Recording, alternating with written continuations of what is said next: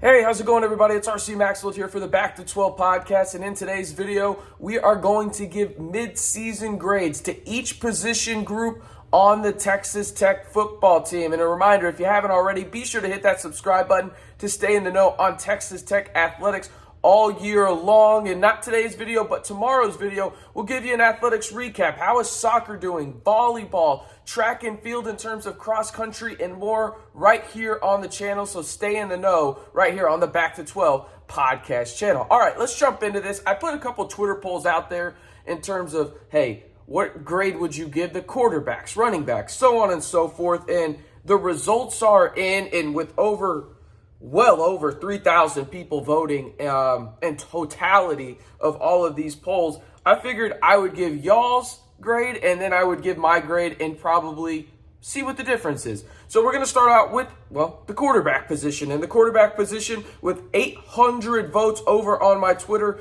received a B with 63% of the vote. And really, I tend to agree with that. I think it has been an ebbs and flows. If we have to get more specific with that B, I'd probably go B minus, if we're being honest. And mostly it's just because of the turnovers and the lack of consistent play. As I mentioned, it looks like a roller coaster sometimes.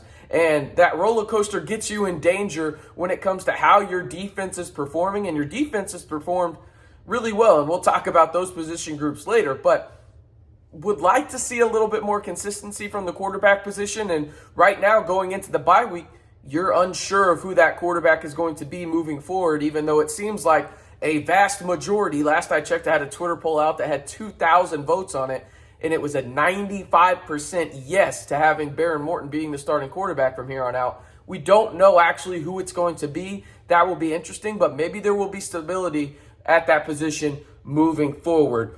Next, we have the running backs, and at 403 votes, this one was actually relatively close between A and B. B ended up winning with 48.6% of the votes, and I think you nailed it on that one. And the reason I don't have it as an A is because of a position group we're going to be talking about here a little later on, and how bad they've been in terms of creating holes for the running backs and sustaining a block. Obviously, I'm talking about the offensive line, but I think this group is one of the best on the team, if not the best on the teams in terms of positional depth, right? But it's hard for a running back to navigate through those holes of the offensive line when the offensive line isn't holding a block very well when it comes to the run game. So I think everybody nailed it on that one. I think B or an A, I'd be fine with either. Now we go on to the wide receiver position, where there was 400 votes, and B won again at 56.4%. Now, when you look at this, I don't know if I agree with it.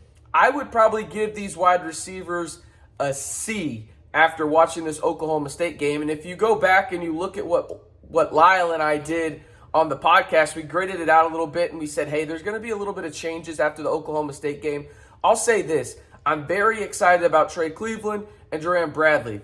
Outside of that, I don't know if there's a guy that really excites me at the wide receiver position when it comes to separation, 50-50 ball skills, making guys miss. There's not that guy. And maybe Miles Price is that guy, but it doesn't seem like those guys have emerged outside of Trey Cleveland and Duran Bradley. And to be fair, those guys really haven't emerged consistently. It's been kind of the ebbs and flows, just like the quarterback position. So to me, B, I could see it, but personally, I would probably actually go C plus on this. So I can't get too mad at a B. Now, moving on to the tight end group, this is one of those positions where I get frustrated by it. It's not their fault again. It is just the way they're being used. That is the thing that really just grinds my gears, I guess you could say.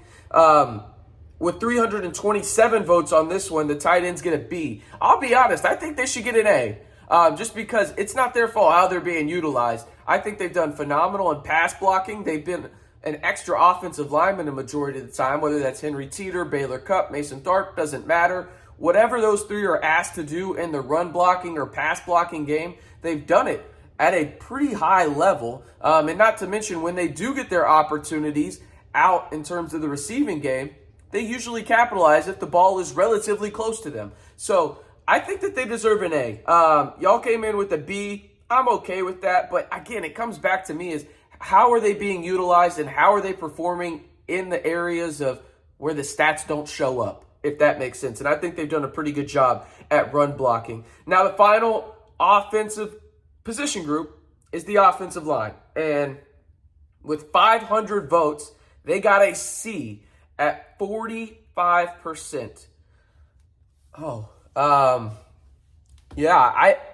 That's generous, I think, in a lot of ways. I think that this offensive line and the guys that you thought were going to be stalwarts of that offensive line, specifically Caleb Rogers and Weston Wright. I don't want to be too critical of Weston Wright. He has had that ankle issue. Don't know how long that's going to last, but I usually give big guys like that the benefit of the doubt when it comes to lower leg injuries and if they're not performing up to the standard that they had before.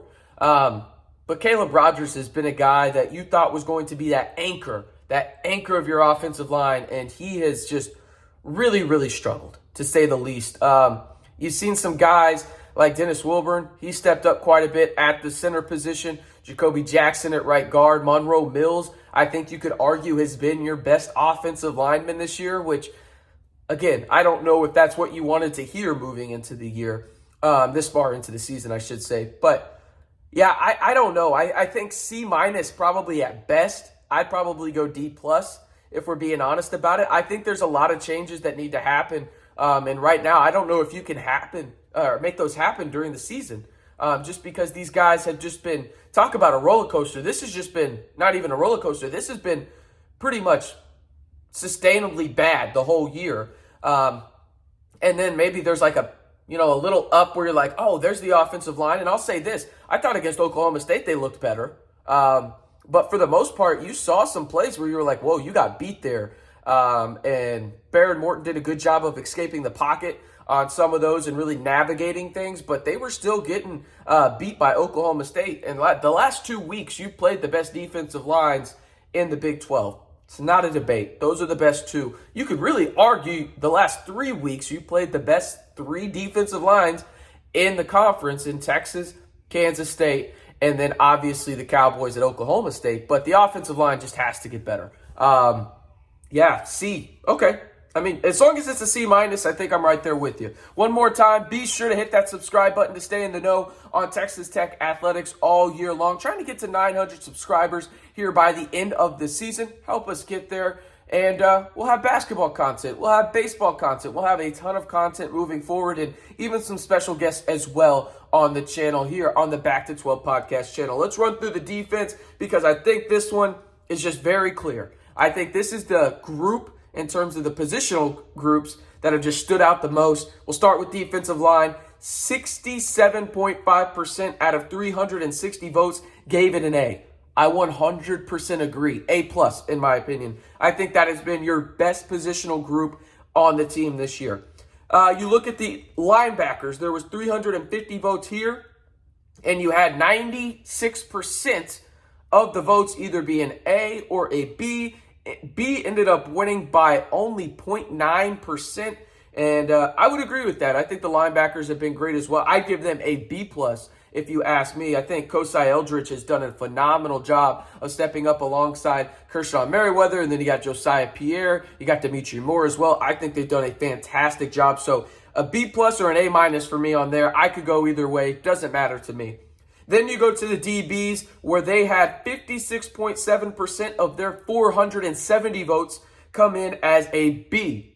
I agree wholeheartedly. They haven't been near perfection, but they've been really, really solid. And the guys that stand out to me in all of this have been Malik Dunlap, the transfer from NC State, who has turned into almost a damn near lockdown corner, and Rashad Williams, who hasn't been as consistent, but has been a guy that really stands out in the secondary and has been taking on the main assignment for the opposite team, whether that's Xavier Worthy, whether that's, it really doesn't matter. It's their number one wide receiver, and Rashad Williams has taken on that challenge each and every week. And then we finish it off with the special teams group, and they get 450 votes, and 40% of them came in as C, which I think that's fair. The kicking game has been a lot better.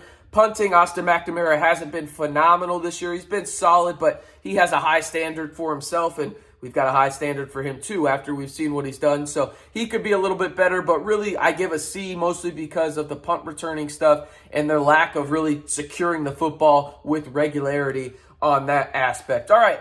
Do you agree or disagree with any of these positional group ranks? Again, I'll have them in the description below with the percentages and the vote totals from my Twitter. And if you haven't already, follow me on Twitter at RCMB323. A link will be in the description below. Again, I am RC Maxfield. Appreciate you tuning in right here to the one-stop shop for everything Texas Tech Athletics, the Back to 12 podcast channel.